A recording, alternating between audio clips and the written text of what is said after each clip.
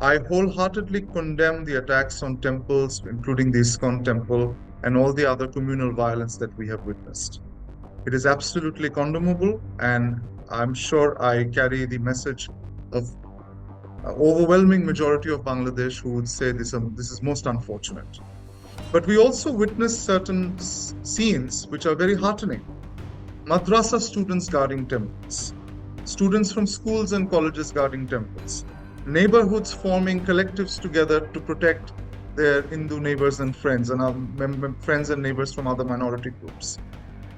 This is a revolution for all Bangladeshis. It is not a revolution just for Muslims or Hindus or Christians, but for all Bangladeshis. And I would strongly urge the new government which has taken over that maximum possible measures need to be used so that those scenes are not repeated again. The Bangladeshi people are determined that we will, at any cost, ensure that our minorities are protected. All political parties have come out and stated that that is also their goal as well. And I'm sure the new government, which is just taken over, they would try their utmost to ensure that all minorities are protected. And it is not just about this particular revolution, but it is also about our identity as a Bangladeshi nation, because we are a nation for all Bangladeshis, irrespective of whatever faiths people might profess. There is an urgent need for New Delhi to signal that it stands with the people of Bangladesh, that its relationship is not based on an individual or a political party, but it is a relationship between the Republic of India and the People's Republic of Bangladesh. It is a relationship between the people of India and the people of this country. There is a need to recognize a people's revolution has taken place, and a new interim government or whatever future political government might emerge. Everyone wants to pursue a constructive, productive, and a meaningful relationship with India. India is our largest neighbor.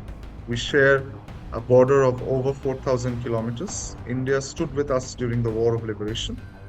And all Bangladeshis want a productive, constructive relationship with India. Geopolitics dictates that. Geography dictates that.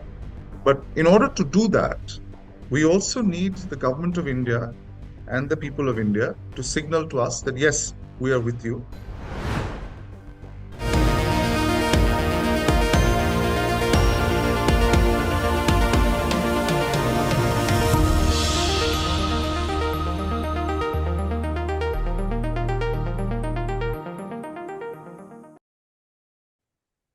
Hello and welcome to a special interview for The Wire.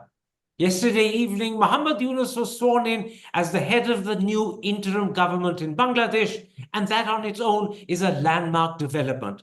But ramifications and reverberations from the dramatic fall of Sheikh Hasina's government continue to shake Bangladesh as well as the wider South Asian region. Joining me today from Dhaka to talk about both is a senior fellow at the Bangladesh Institute of Peace and Security Studies, Shafqat Munir. Shafqat Munir, let's start with Sheikh Hasina. We'll come to Muhammad Yunus after that. Sheikh Hasina's government fell suddenly and quickly, taking the world by surprise. But seen from Dhaka, was it as surprising as it seems to the rest of the world? Thank you. It's a pleasure to be here. No, seeing it from Dhaka, it wasn't a surprise at all. By the end of her tenure, Sheikh Hasina had become an extremely unpopular autocrat.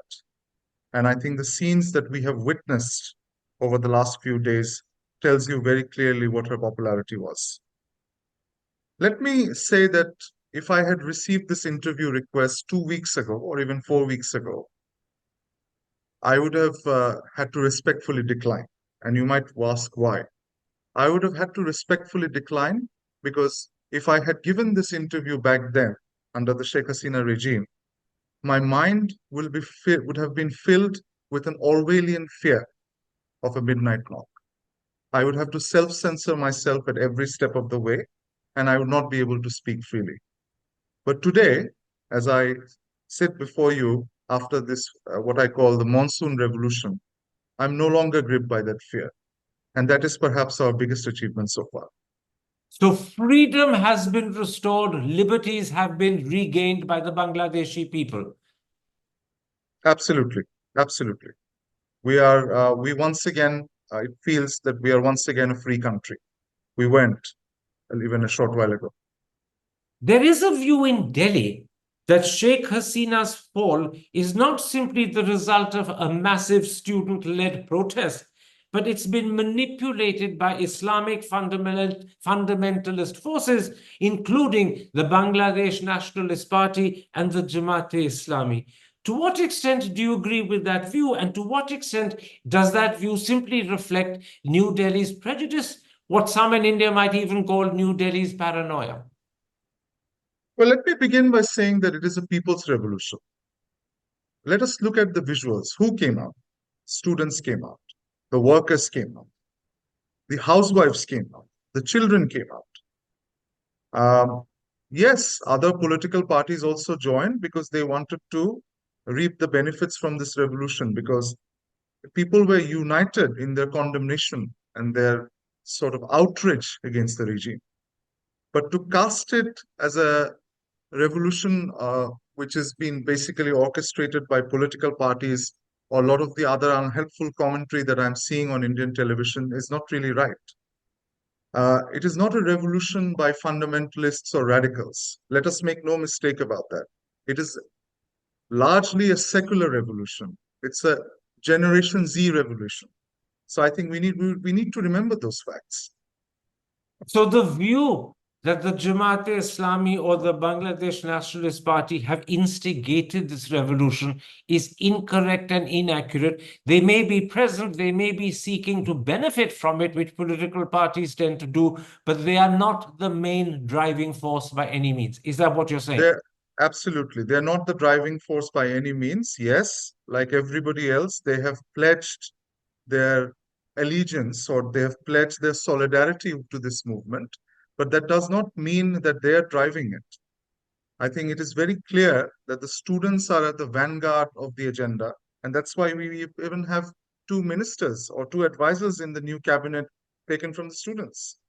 Now, in this context, how do you view the attack on Hindu temples and homes, including the ISKCON temple? Are these deliberately targeted attacks, or just part of the chaos and confusion that inevitably would have followed Sheikh Hasina's dramatic fall? I noticed, for instance, that there are several reports that, in fact, students have made efforts to protect Bangladesh's Hindu minority. So, how do you explain these attacks on Hindus, Hindu homes, Hindu temples? All revolutions by nature are chaotic, and we are in a post-revolutionary stage right now. I wholeheartedly condemn the attacks on temples, including the ISKCON temple and all the other communal violence that we have witnessed. It is absolutely condemnable, and I'm sure I carry the message of overwhelming majority of Bangladesh who would say this is most unfortunate. But we also witness certain scenes which are very heartening. Madrasa students guarding temples, students from schools and colleges guarding temples, neighborhoods forming collectives together to protect their Hindu neighbors and friends, and friends and neighbors from other minority groups. This is a revolution for all Bangladeshis. It is not a revolution just for Muslims or Hindus or Christians, but for all Bangladeshis. And I would strongly urge the new government which has taken over that maximum possible measures need to be used so that those scenes are not repeated again. So, yesterday evening, when Prime Minister Narendra Modi tweeted his congratulations to Mr. Muhammad Yunus and then went out of his way to talk about safety and his concern for the minorities, by which he meant the Hindu minority, you're saying don't exaggerate that fear. I think Prime Minister Modi and the Indian government are well within their right to have that fear or have that concern. But all I'm saying is that the Bangladeshi people are determined that we will, at any cost, ensure that our minorities are protected. All political parties have come out and stated that that is also their goal as well. And I'm sure the new government, which is just taken over, they would try their utmost to ensure that all minorities are protected. And it is not just about this particular revolution, but it is also about our identity as a Bangladeshi nation. because we are a nation for all Bangladeshis, irrespective of whatever faiths people might profess. Now, there is also a view in Delhi that Pakistan's ISI and China have had a hand in Hasina's fall. Do they have a role to play? Or again, is this unfounded suspicion? I noticed, by the way, that in an interview he gave yesterday to India's news agency, the Press Trust of India, Sheikh Hasina's son Sajib has actually specifically said he believes the ISI was involved in his mother's downfall. Would you agree with that view? I'm not privy to what information Mr. Sajib has, but I absolutely do not see in hands of ISI or any foreign powers. I want to reiterate that this is a people's revolution. It is a revolution which was the culmination of over a decade of agony under an autocratic regime, which had taken away people's right to vote, people's voice, which had presided over absolutely horrendous levels of corruption. You have seen images of secret prisons. So I think we need to take those facts into account. Dismissing it as the operation of a foreign hand or coming up with elaborate explanations and conspiracy theories is not going to help anyone. I think everyone must realize that this is a people's revolution. The people have spoken, the people have voiced their anger, and the fact remains that the anger was so palpable, the anger was so overwhelming that Sheikh Hasina had to flee, leaving behind her party and everything else. So I think that those are the things we need to take into account. Dismissing it as an uprising influenced by a foreign hand is not going to help anyone. So you dismiss such interpretations entirely? Unequivocally, absolutely. Let's talk now about the interim government headed by Mr. Muhammad Yunus, which was sworn in last night.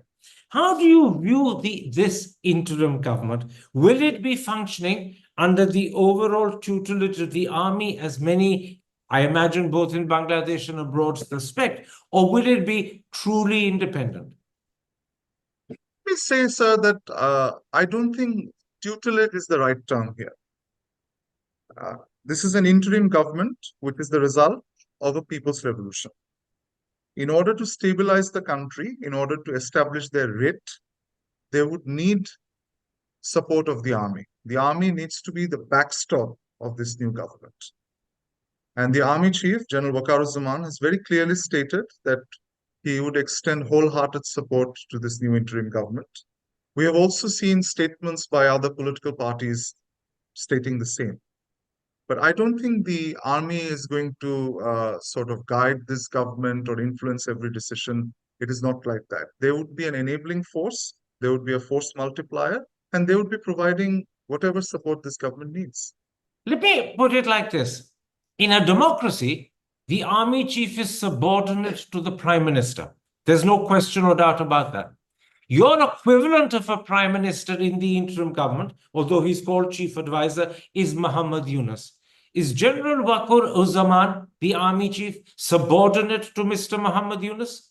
Of course he is. General Waqaruzzman is subordinate to the chief advisor and the interim government. Absolutely. Let's talk a little about Mr. Muhammad Yunus. He's 84, and as far as I know, he has no previous experience of government administration. At a time when authority and governance are widely believed to be very close to collapse in Bangladesh and need to be hastily restored, is he the right man for this Herculean task of putting things together again? Dr. Mohammad Yunus is no ordinary individual. He is a global icon. He has just returned from the Paris Olympics, where he played a very crucial role. He's known the world over.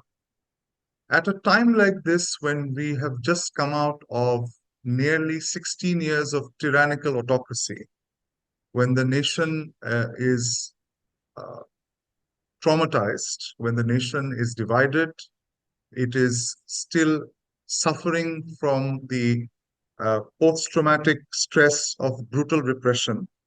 We need a unifying figure. We need a pan-national figure who would be able to unite everybody, carry out the reform agenda, which the people want this government to carry out, and pave the way for free, fair, and credible elections, something we have not had for a very long time. So I think in that respect, if we want to view Professor Yunus, he is probably the most qualified candidate for this position. You're He has an suggesting, forgive me interrupting, you're suggesting that his primary role is that he is a unifying figure who can, at this moment, bring all of Bangladesh together. His primary role is that of a unifying figure.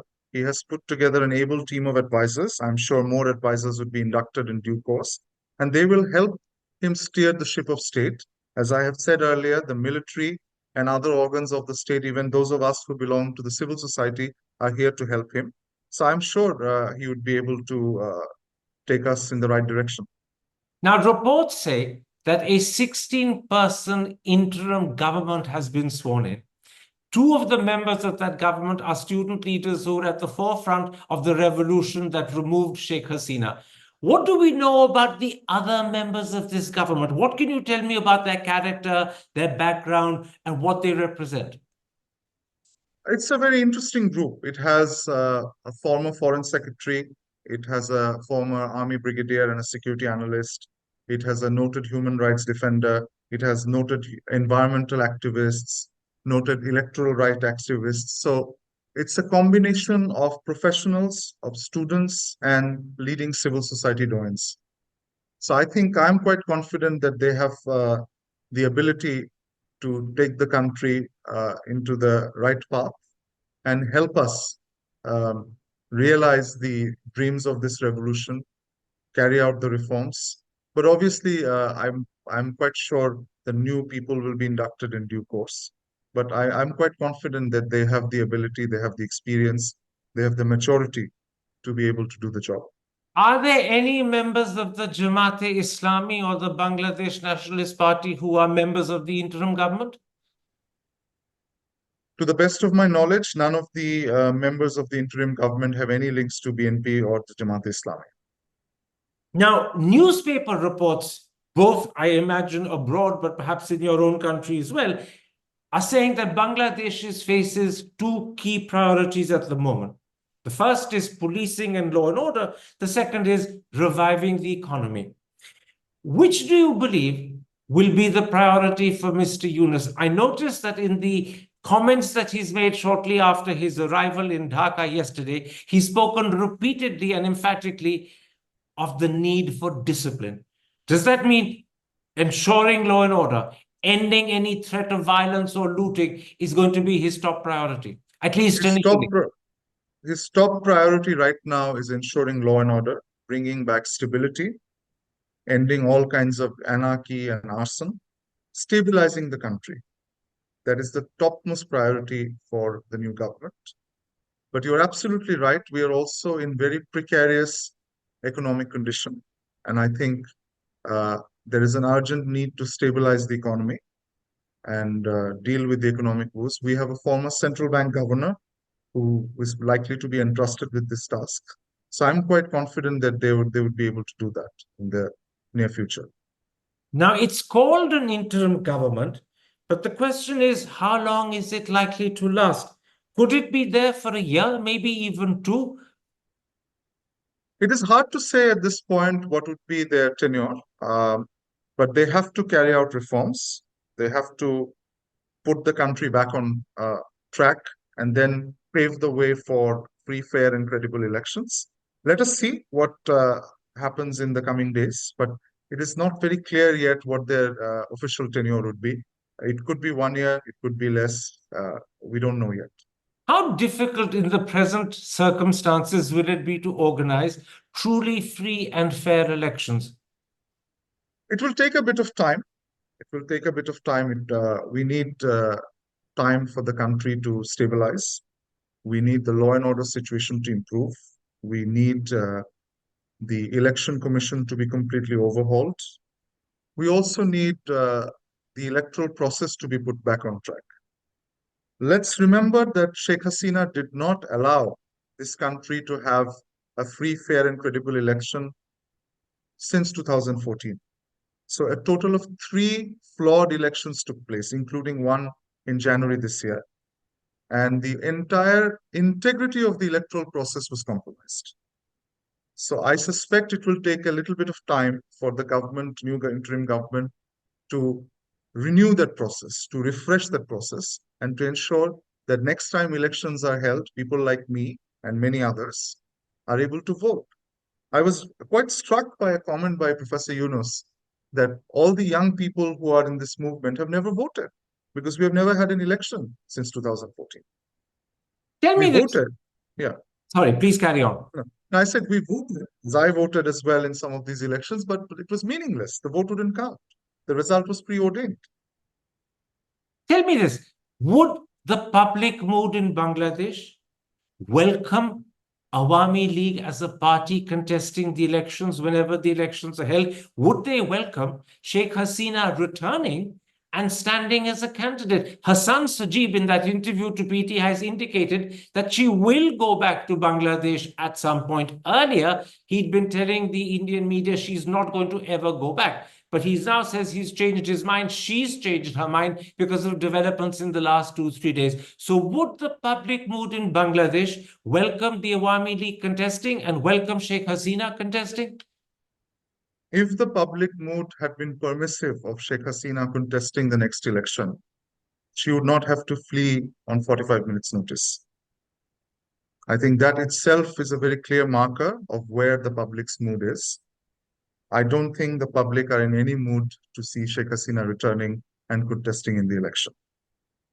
I don't know what Mr. Sajib is saying or on what basis he has said this, but that's the ground reality.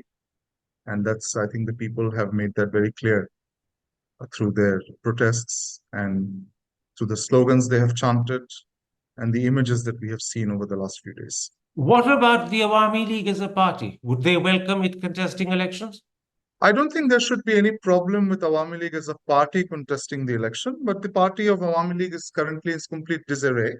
They have been deserted by their leader, who left with her sister, and there is no clear direction as to who is running the party. Awami League as a party is also disliked by the people significantly for what they have done over the last decade and a half. So we need accountability for that. Awami League as a party would need to go through significant reforms. A new leadership has to emerge, and then perhaps people will consider whether they want to vote for them or not. Shafqat Munir, let's at this point talk about India-Bangladesh relations. While Sheikh Hasina was in power, there was an extremely close relationship, not just between the two countries, but between the two prime ministers as well. As you know, she visited India twice in June, first for Mr. Modi's swearing in, and then again as a formal visit as a head of government. As an analyst who follows this closely, what do people like you hope for in the relationship between Delhi and Dhaka in the weeks and months and years to come? As I have said in some of the other remarks, there is an urgent need for New Delhi to signal that it stands with the people of Bangladesh, that its relationship is not based on an individual or a political party, but it is a relationship between the Republic of India and the People's Republic of Bangladesh. It is a relationship between the people of India and the people of this country. There is a need to recognize a people's revolution has taken place, and a new interim government or whatever future political government might emerge. Everyone wants to pursue a constructive, productive, and a meaningful relationship with India. India is our largest neighbor. We share a border of over 4,000 kilometers. India stood with us during the War of Liberation. And all Bangladeshis want a productive, constructive relationship with India. Geopolitics dictates that. Geography dictates that. But in order to do that, we also need the government of India and the people of India to signal to us that, yes, we are with you. And I have also suggested in some of my other comments that it is perhaps important for the government of India to consider whether it wants to send a special envoy to Dhaka to begin parleys with this new regime, because I think we must make a new beginning. Sheikh Hasina is history. We need to move ahead.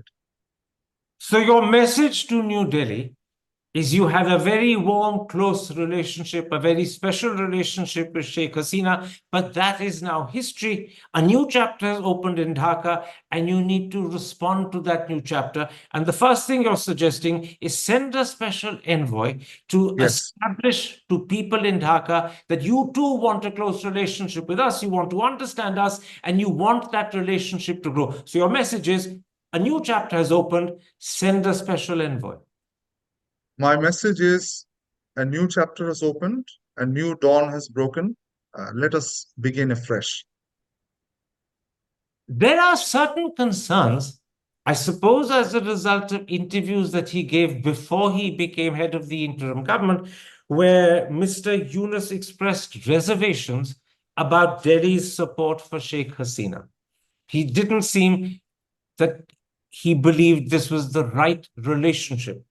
Is there a danger or a risk that, at least in the initial weeks and months, until this sort of misunderstanding is sorted out, the relationship between Delhi and Dhaka might be cool, that Dhaka might be wary, that Mr. Yunus might have lingering suspicions?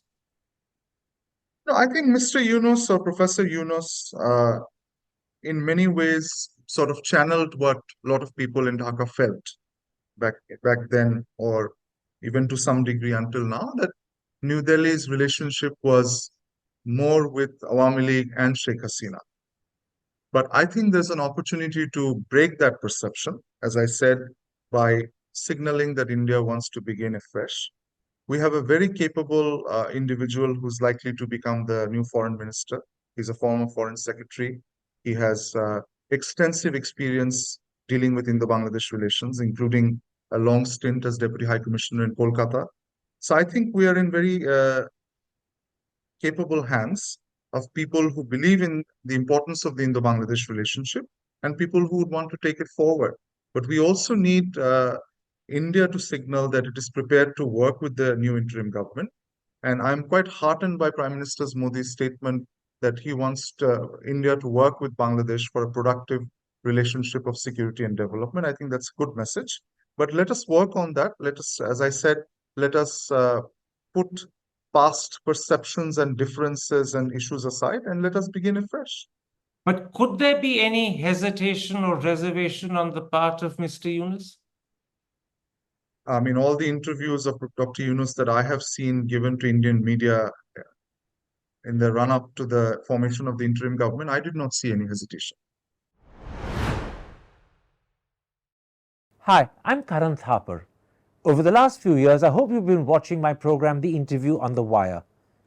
During that period, I've interviewed doctors, politicians, businessmen, scientists, authors, and even the occasional Nobel laureate. For me, it's been exciting.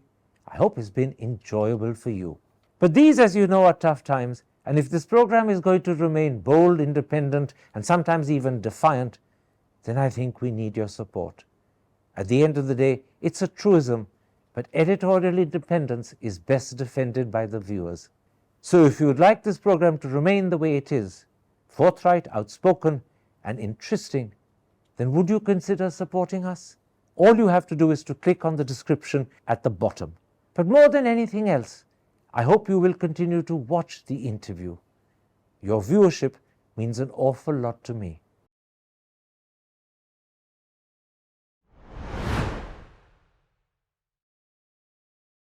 Before we end, Shafqat Munir, let's talk a little bit about Sheikh Hasina's future. We in Delhi believe that the British government is reluctant, if not unwilling, to give her asylum, even though her niece Tulip Siddiq is a junior minister in Keir Starmer's government. But is Britain the only reluctant country? Or do you believe that there could be others where her family members may be present and living that will be hesitant to open the door to her? We are hearing reports that other countries have also expressed their reluctance. We need to remember Sheikh Hasina is now a deposed autocrat. A deposed autocrat is damaged goods. Nobody wants to touch a deposed autocrat with a barge pole. She's said to have family in the United States and Finland. Are you suggesting that they might be reluctant to take her in? We are hearing already that the United States has revoked her visa. And we have also heard reports, not formally at least, but we have seen reports in social media and other places that Finland has also signaled that she is not welcome. As I said, deposed autocrats generally find it very difficult to find a refuge in new countries because most people want to avoid them. What about countries like Saudi Arabia and the United Arab Emirates? They often accept people in the condition and circumstances Sheikh Hasina finds herself. Will they be willing to have her? I'm sure talks are underway. We haven't seen any reports. Let's see. Those countries would also be mindful that there is a huge Bangladeshi diaspora in both Saudi Arabia and the UAE. And this revolution, the diaspora also played a huge role. And I'm not entirely sure they would be happy to see her there. Meanwhile, Sheikh Hasina is in Delhi. As you know, she's been there since she fled the country on the 5th.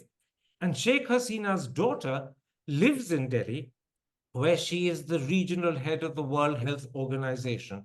If Sheikh Hasina chooses to stay in India, would that adversely affect India's relationship with the new regime in Dhaka?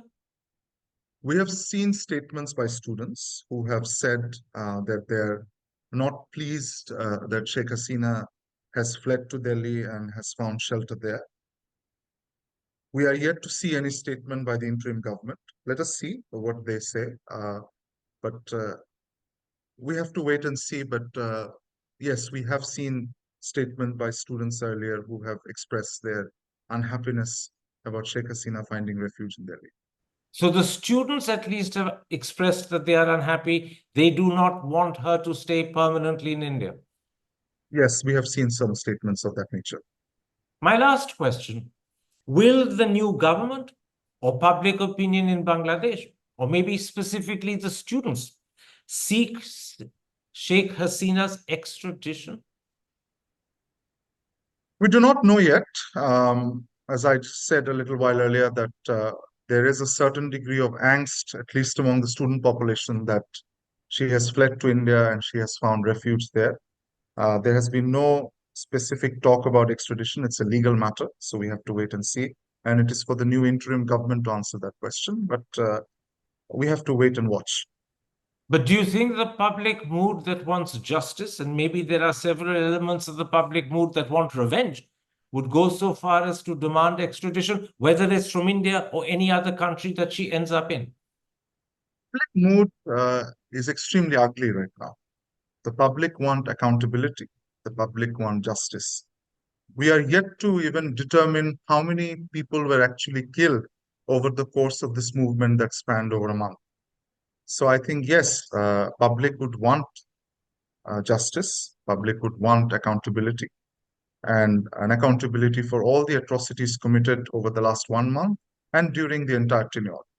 So this is something the interim government will have to address, that how that process of accountability and justice. We have seen a statement both from the army chief and the new chief advisor that all crimes would be punished. But let us see how they do that. The army chief's wife, it's reported, is a cousin of Sheikh Hasina. If that's correct, it's a fairly close relationship. However, he did play a critical role in ensuring she left the country. It was his advice to her and his contacting her children that put pressure on her to leave. But do you think the army, when it says it wants accountability, or the students, when they say they want accountability, actually mean bringing Sheikh Hasina to justice? We don't know that yet, whether it means bringing Sheikh Hasina to justice or not. So that would have to be a legal process. We also need a process of reconciliation. A lot of wounds have to be healed. There's an enormous amount of trauma in this country right now. We are seeing images of people who have come out of a secret prison after nearly 10 years to find that their mother passed away 5 years ago. We are seeing images of people who their families had presumed to have been dead, suddenly emerging from an underground cell. So this is a country which is deeply traumatized. And for too long, the whole international community was drinking the Kool-Aid of development, drinking the Kool-Aid of prosperity, and ignoring these things. But those of us who have lived in Bangladesh have lived through this tyranny. As I said at the beginning of this interview, that after over a decade, I am talking to an interviewer, an international program where my mind is not gripped by Orwellian fear. And there are countless people who have suffered. So I think justice has to be done, accountability has to be ensured, crimes have to be punished, and we have to remember that despite whatever press coverage she may have received internationally, at the end of the day, Sheikh Hasina's epitaph, political epitaph, is that she is an autocrat, she is a despot who had to flee from the country to escape from the wrath of the population. And Bangladesh needs time to come to terms with this deep, dark, horrible reality that is now surfacing and confronting everyone. Bangladesh needs time. The Economist has a cover story that Bangladesh makes a new beginning. Bangladesh has indeed made a new beginning. This Monsson Revolution has once again given the voice of the people back to the people. It has once again liberated people from living from what I would term as doorbell fever, the fever of the fear of the midnight knock. Once again, the media is able to write. I chuckle every time I open the television because I see television channels, hitherto their only job was basically to parrot party lines and praise a family and praise a dictatorship. Today they're free. Today I, as a civil society individual, as an analyst, I'm talking to you without any fear in my mind. In some deep recesses of my mind, I still have that lingering fear that, oh my God, what might happen if somebody sees that interview? Will I be taken away to a secret prison? That's how traumatized we are. We have made a new beginning. We want to work with all our friends in India, in all other countries around the world. We want to begin a new chapter. We want to realize the dreams of this Monsson Revolution. Please help us. Shafqat Munir, thank you very much for the time you've given me, and thank you very much for explaining, both analytically but also in personal detail, the enormous change that's happened in Bangladesh. Take care, stay safe. Thank you so much. It's been an honor. Hi, I'm Karan Thapar. Over the last few years, I hope you've been watching my program, The Interview on the Wire. During that period, I've interviewed doctors, politicians, businessmen, scientists, authors, and even the occasional Nobel laureate. For me, it's been exciting. I hope it's been enjoyable for you. But these, as you know, are tough times, and if this program is going to remain bold, independent, and sometimes even defiant, then I think we need your support. At the end of the day, it's a truism, but editorial independence is best defended by the viewers. So if you would like this program to remain the way it is, forthright, outspoken, and interesting, then would you consider supporting us? All you have to do is to click on the description at the bottom. But more than anything else, I hope you will continue to watch The Interview. Your viewership means an awful lot to me.